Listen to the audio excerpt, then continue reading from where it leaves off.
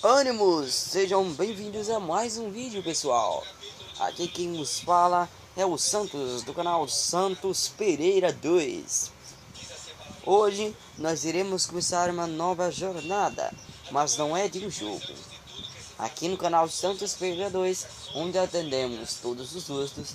Para quem gosta de histórias de terror, nós iremos ler agora uma história que é de ação. Em alguns pontos pode ser um pouquinho engraçada, mas não é tão engraçada assim. É mais para um lado do terror. Nós iremos ler Five Nights at Freddy's, Os Olhos Prateados.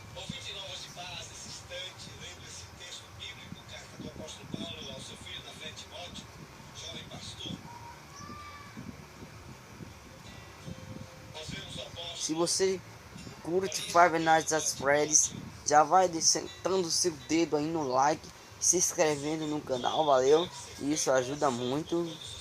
E é o seguinte, a gente vai fazer aqui, sem mais delongas, a leitura da primeira parte do primeiro capítulo, porque a maioria dos capítulos são grandes, então não dá pra gente ler tudo num vídeo só, porque cansa a voz.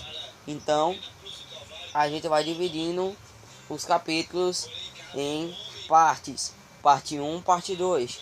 Assim que este vídeo atingir uma meta de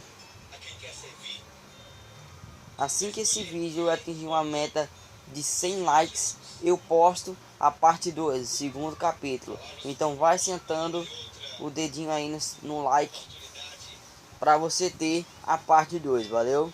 Vamos nessa. Está aqui, ó, Os Olhos Prateados. E vamos começar. Five Nights at Freddy's, Os Olhos Prateados. Scott Calton e Kira Brad Weasley. Dados de Copland. Essa obra foi disponibilizada pela Lê Livros. E mais uma coisa, se esse vídeo atingir 500 likes, eu disponibilizo na descrição o link para vocês estarem baixando o livro. Mas é necessário o vídeo atingir 500 likes, valeu? Five Nights at Freddy's, Os Olhos Prateados. Sumário. Capítulo 1. Ele está me vendo. Capítulo 1.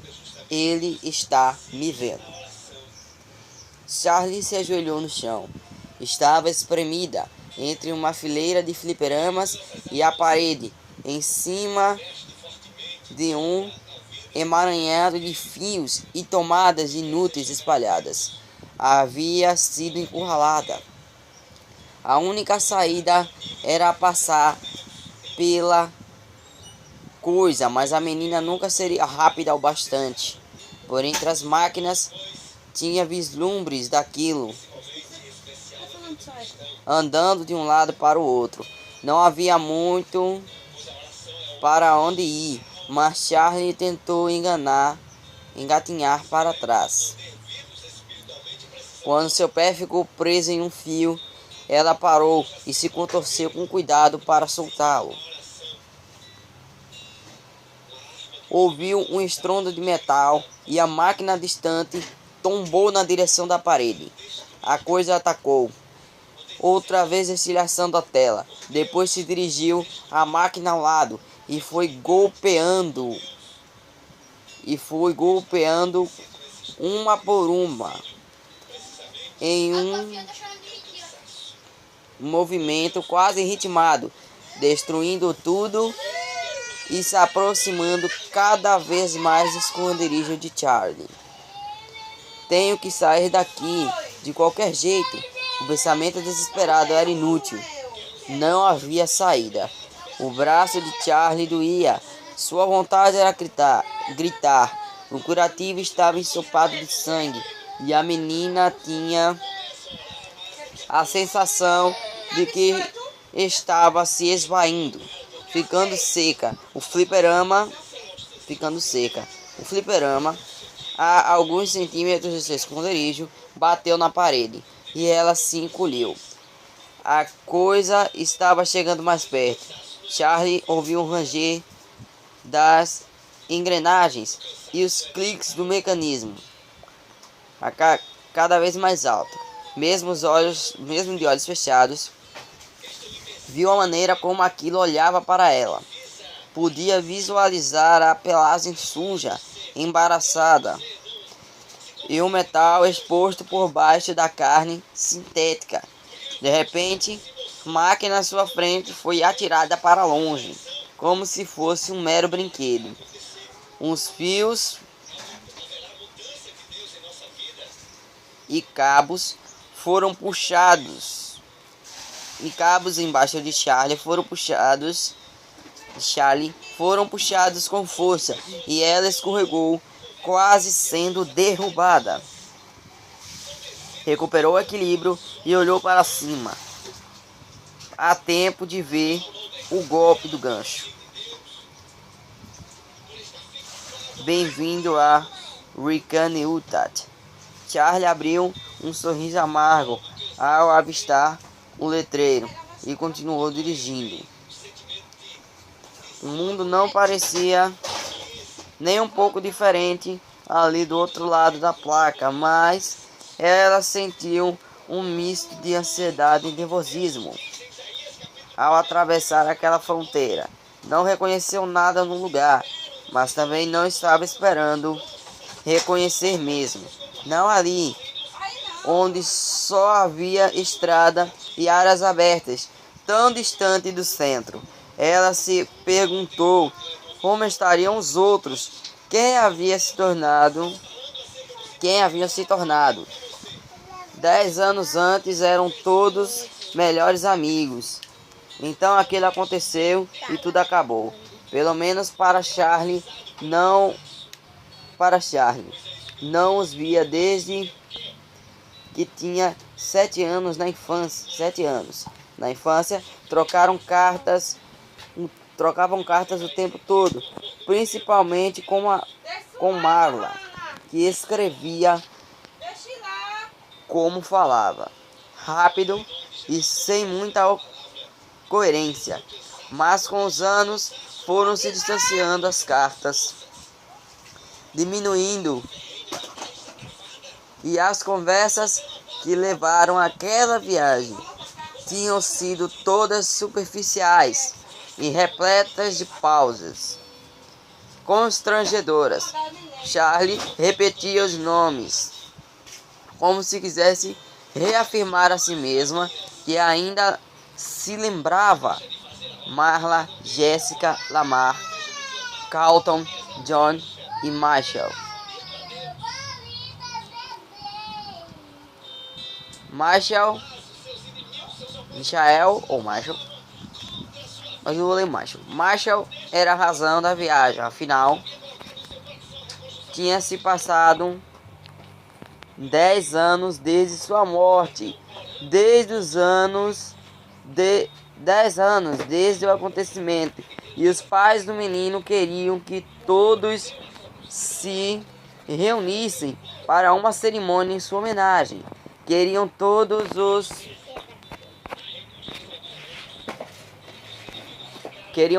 os velhos amigos presentes ao anunciarem a bolsa de estudos que estavam instituindo em nome do filho. Charlie sabia que a intenção era boa, mas a reunião ainda lhe parecia um pouco macabra. Estremeceu e desligou o ar-condicionado. Era boa a reunião, ainda lhe parecia o ar-condicionado, embora soubesse que a sensação não tinha nada a ver com o frio. Ao chegar ao centro da cidade, começou a reconhecer determinados pontos, algumas lojinhas e o cinema que estava anunciando o sucesso de bilheteria do verão. Ficou surpresa e abriu um sorrisinho. O que estava esperando? que a cidade inteira tivesse permanecido a mesma?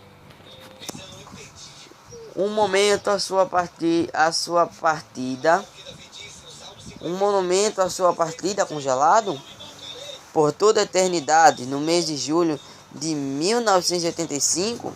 Bem, sim, era extremamente aquilo que estava esperando. Olhou o relógio, ainda tinha algumas horas antes do encontro. Pensou em ir ao cinema, mas sabia o que realmente queria. Fez uma curva para sair do centro.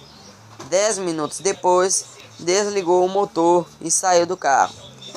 A casa a engolia de tão grande. A silhueta escura da construção era como uma ferida no céu azul claro. Charlie se apoiou no automóvel, um pouco tonta, respirando fundo. Levou um instante para se recompor.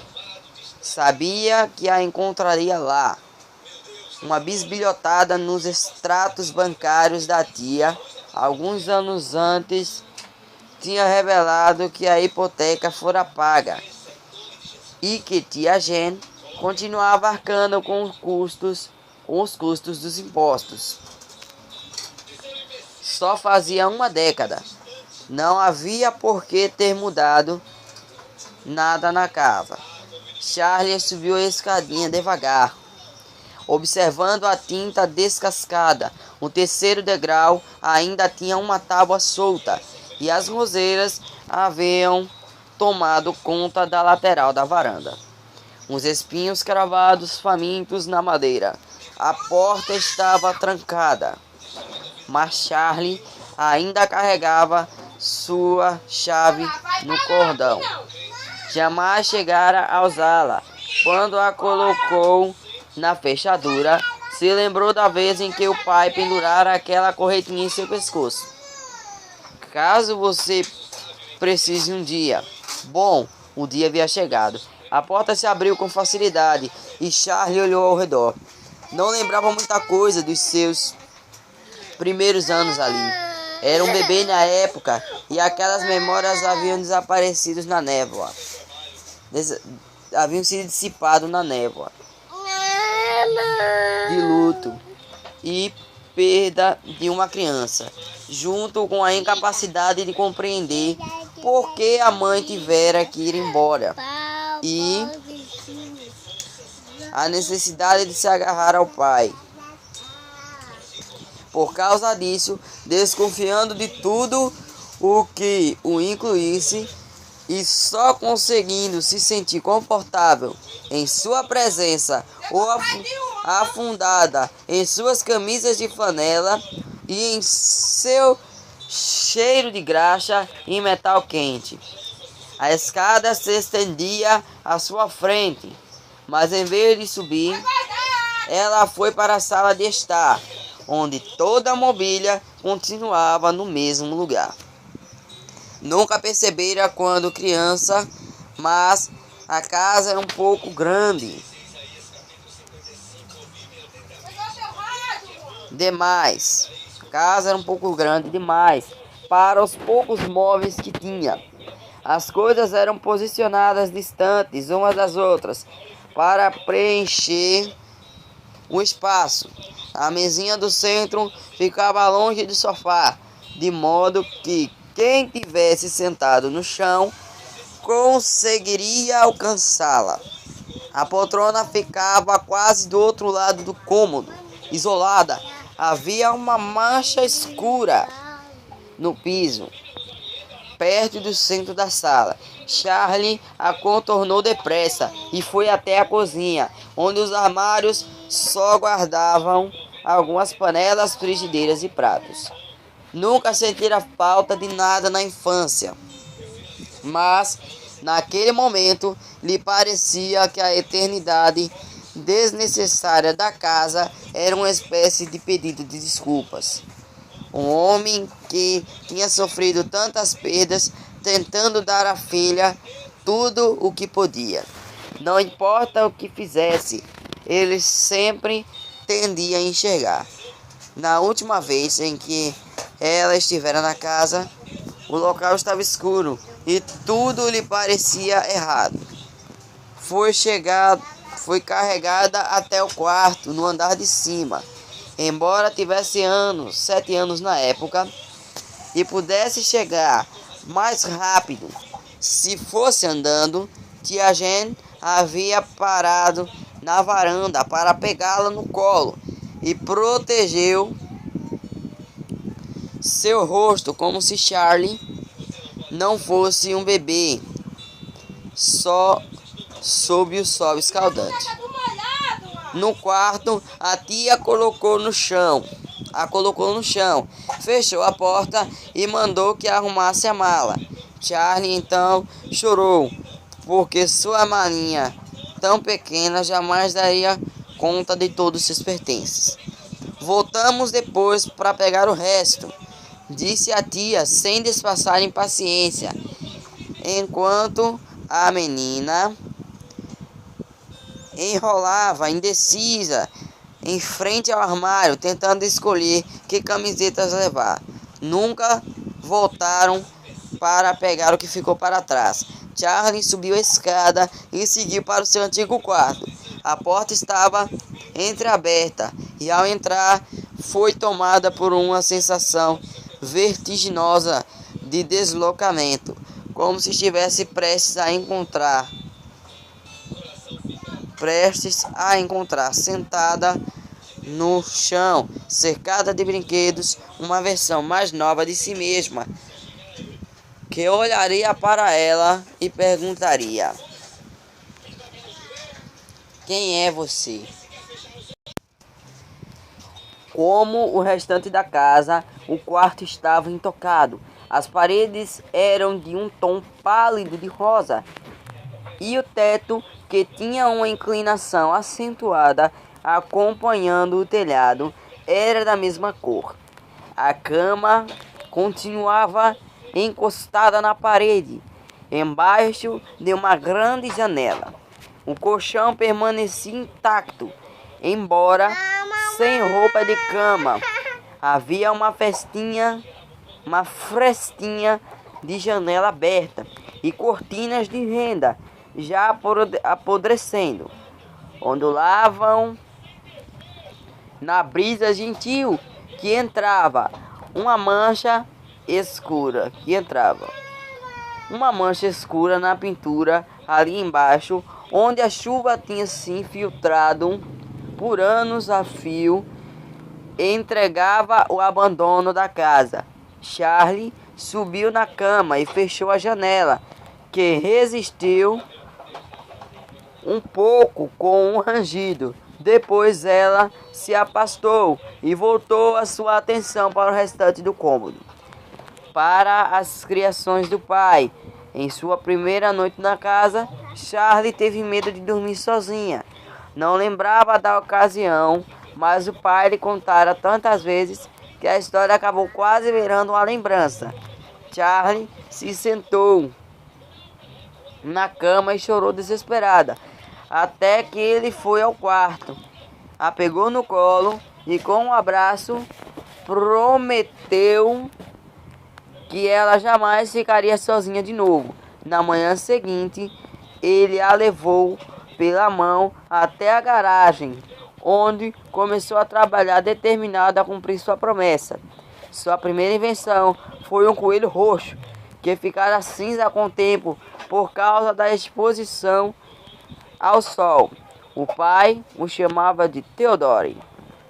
Era do tamanho de uma criança de uns 3 anos, o tamanho da própria Charlie na época, e tinha pelo macio, olhos brilhantes e uma elegante gravata borboleta.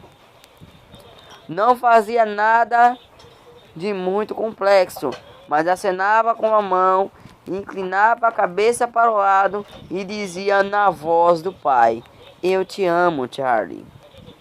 Mas seria um ótimo vigilante noturno, alguém para fazer companhia quando a menina não conseguisse dormir. Tantos anos depois, ela encontrava Theodore ali, sentado na cadeira, de Vimy em um canto afastado do quarto. Charlie acenou para ele, que desligado não respondeu ao gesto. Depois do coelho, os brinquedos foram ganhando mais complexidade. Alguns deram certo, outros não. Alguns pareciam ser falhas permanentes, enquanto outros simplesmente não atraíam a imaginação infantil de Charlie. Esses, ela sabia que o pai levava de volta à oficina para aproveitar algumas partes, embora ela não gostasse de vê-los sendo desmantelados, mas os que ela amava, estavam ainda ali, olhando para sua dona com grande expectativa. Sorrindo, Charlie apertou o botão ao lado da cama. Com certa resistência, ela cedeu, mas nada aconteceu. Ela voltou a apertá-lo, dessa vez segurando por mais tempo. E do outro lado do cômodo, com um ruído desgastado de metal arranhando o metal, um unicórnio começou a se mover. O unicórnio, Charlie, lhe deram o nome de Stanley por alguma razão que já não lembrava mais, era feito de metal e tinha sido pintado de branco com um acabamento brilhoso. Deu a volta pelo quarto sob um trilho circular, balançando a cabeça para cima e para baixo, o pescoço rijo. O trilho guinchou quando Stanley fez uma curva e parou ao lado da cama. Charlie se ajoelhou no chão e acariciou o unicórnio. A ferrugem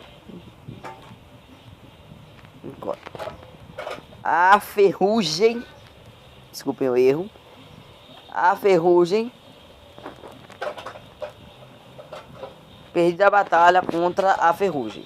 Os olhos continuavam vivazes, imunes à decadência. Você está precisando de uma pintura nova, Stanley, comentou Charlie. O unicórnio continuou olhando para trás e para frente. Ao pé da cama ficava uma roda feita de pedacinhos de metal, unidos com solda. Aquilo sempre a fizera pensar em alguma peça de submarino. Charlie a virou, ficou emperrada por uns segundos. Depois cedeu, girando como de costume, e do outro lado do quarto, a menor porta do armário se abriu, e de dentro dele, presa a seu trilho, saiu desfilando a boneca do tamanho de uma criança, levando uma xícara e um pires nas mãozinhas, como se oferecendo a um convidado. Um vestidinho xadrez de ela continuava impecável. Os sapatos de couro ainda brilhavam. Talvez o armário a tivesse protegido dos estragos da umidade. Charlie tivera roupas idênticas um dia, quando ela era da mesma altura. Oi, ela, cumprimentou Charlie baixinho. À medida que a roda, fazendo movimento reverso, ia fazendo movimento reverso, ela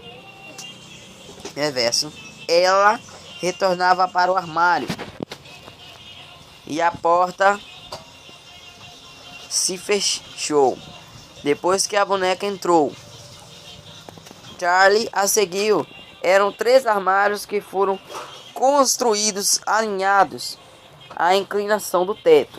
Ela morava no menor, que tinha cerca de 1 metro de altura. Ao lado ficava o segundo, com 30 centímetros mais altos. Depois o terceiro, mais próximo da porta do quarto, que ia até o teto do cômodo. Charlie sorriu, recordando. Por que é que você tem 3 armários? Perguntaram a John da primeira vez que foi à sua casa. Ela olhou para ele confusa.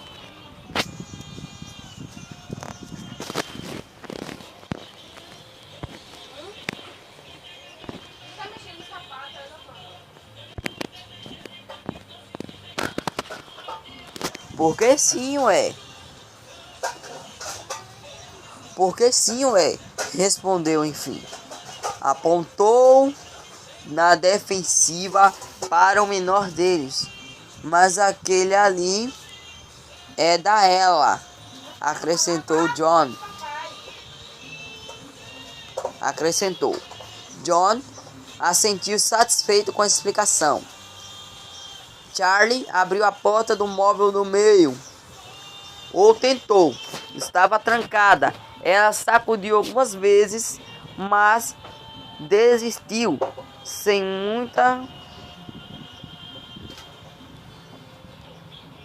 convicção. Continuou agachada e olhou para o armário mais alto. Seu armário de mocinha, que um dia teria tamanho para usar. Não precisa dele até estar mais crescidinha, seu pai costumava dizer. Mas esse dia nunca chegou. Embora a porta estivesse entreaberta, Charlie não quis mais saber. Não estava se abrindo para ela. Era só uma ação do tempo. Quando fez menção de se levantar, Charlie notou algo reluzente, meio escondido sobre a porta trancada do armário do meio. Inclinou-se para pegar. Parecia um pedaço quebrado de placa de circuito. Ela deu um sorrisinho. Houve uma época,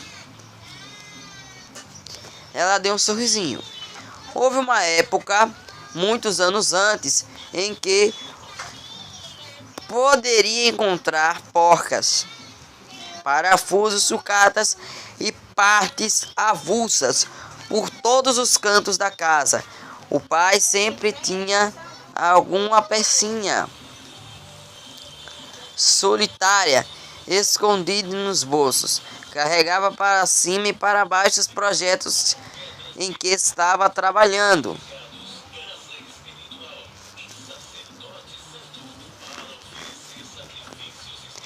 Os deixava em algum lugar e depois esquecia onde, ou ainda pior, guardava algo para não perder e acabava nunca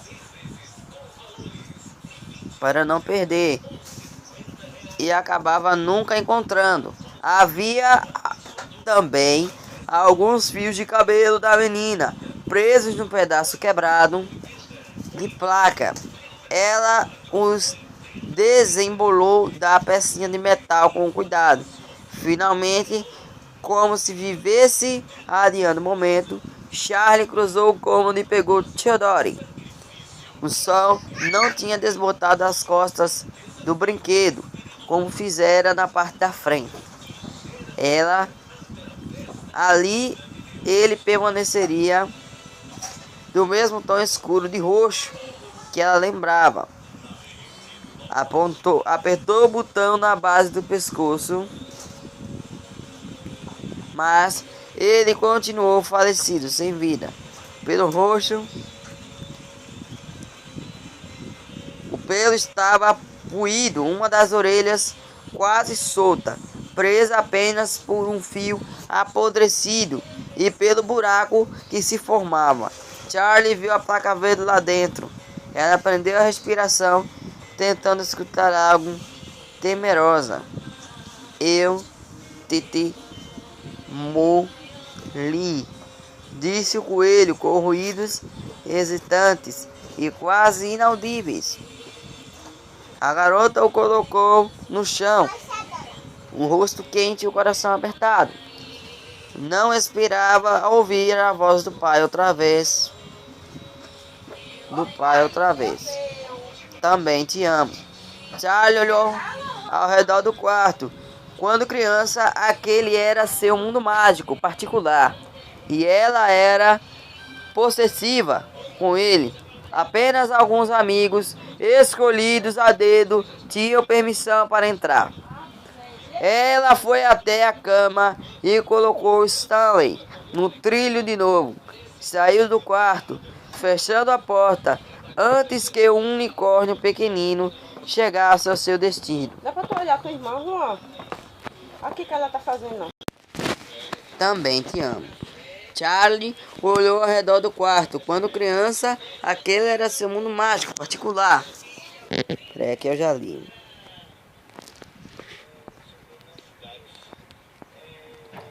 Particular. E ela era possessiva com ele. Apenas alguns amigos escolhidos a dedo tinham permissão para entrar.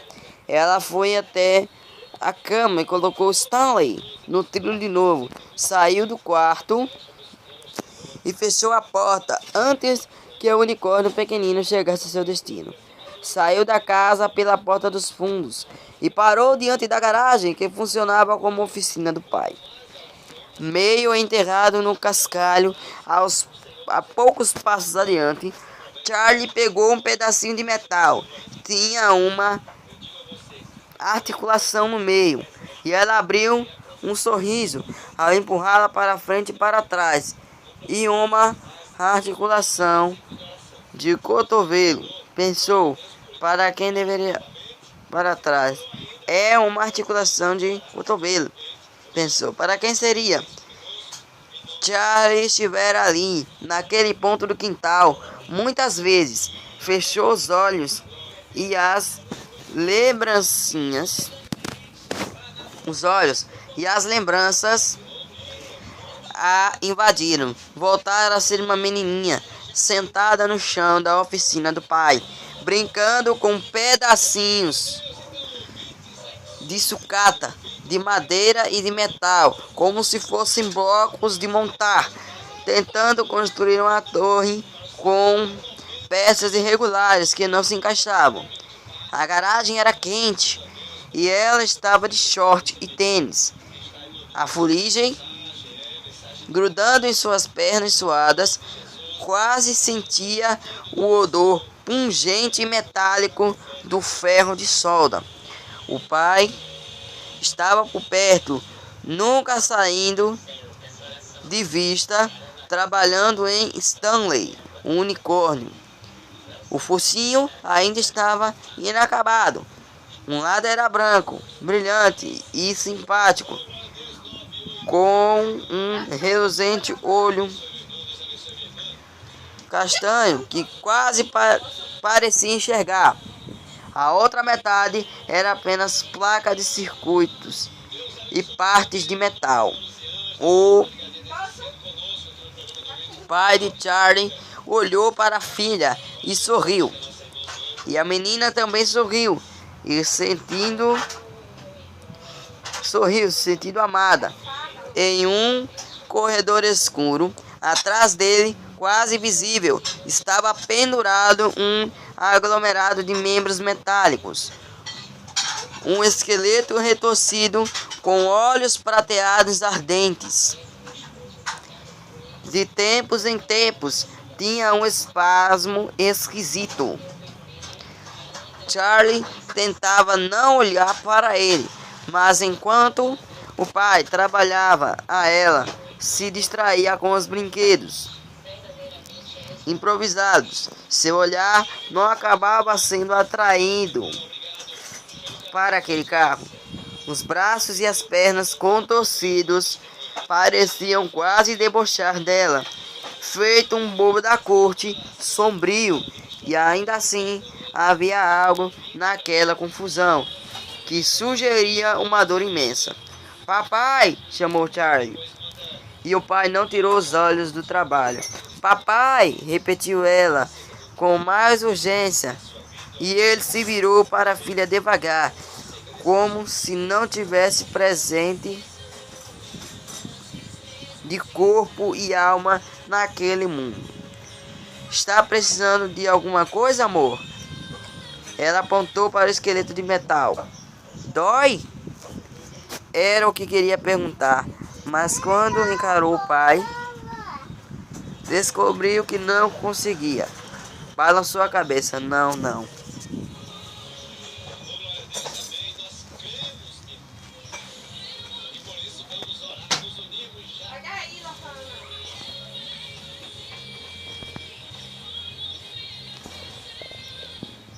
Balançou a cabeça, não, não. Esse foi o vídeo, galera. Vamos parar por aqui porque já está um pouquinho grande. Mas se o vídeo atingir, como eu já falei e repito, se o vídeo atingir a média de 100 likes, eu trago a parte 2. E se vocês quiserem o link para baixar a PDF do livro, senta o dedo no like e senta o dedo no like, porque se ele atingir 500 likes, eu vou disponibilizar o link para você poder baixar a PDF do livro. Mas tem que fazer o vídeo atingir 500 likes. Então já vai deixando seu like aí. Se você não for inscrito, se inscreve no canal. Segue o Instagram do canal para saber quando é que estão saindo os vídeos. E até o próximo vídeo. Fui!